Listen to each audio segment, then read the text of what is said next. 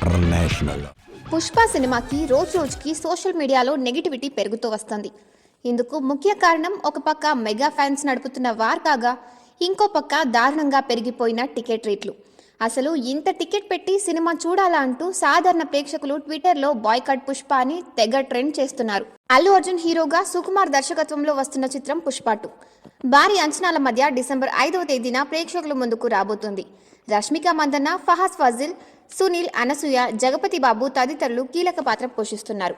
ఇప్పటికే ఈ సినిమా నుంచి ట్రైలర్, స్పెషల్ సాంగ్ విడుదల అవ్వగా భారీ రికార్డులు క్రియేట్ చేశాయి.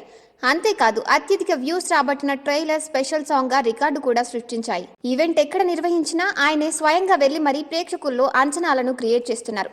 ఇక విడుదల తేదీ దగ్గర పడుతుంది. మరొక వైపు దేశవ్యాప్తంగా అభిమానులే కాదు, సినీ ప్రేక్షకులు కూడా ఈ సినిమా కోసం ఎదురు చూస్తున్నారు.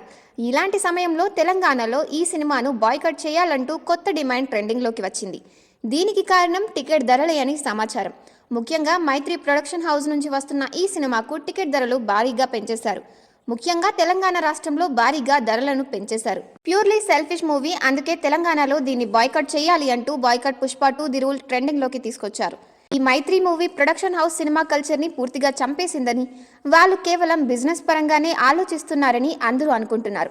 ఒకప్పుడు గతంలో దిల్ రాజు ఇలా స్వార్థంగా ఆలోచించేవారు. అయితే ఇప్పుడు మైత్రి మూవీ మేకర్స్ ఆయన స్వార్థాన్ని మించిపోయారు అంటూ నెటిజన్లు మండిపడుతున్నారు. పెంచిన ధరల విషయానికి వస్తే సింగిల్ స్క్రీన్లో 150 అధికంగా పెంచారు. ముఖ్యంగా ఫస్ట్ 4 రోజులు మల్టీప్లెక్స్లలో 200, సింగిల్ స్క్రీన్లలో 150 రూపాయలు అదనంగా పెంచడంతో అభిమానులు కూడా ఆగ్రహం వ్యక్తం చేస్తున్నారు. ధరలు అధికంగా పెరగడంతో ఇంత ఖర్చు పెట్టి సినిమా చూడలేమంటూ ఫైర్ అవుతున్నారు.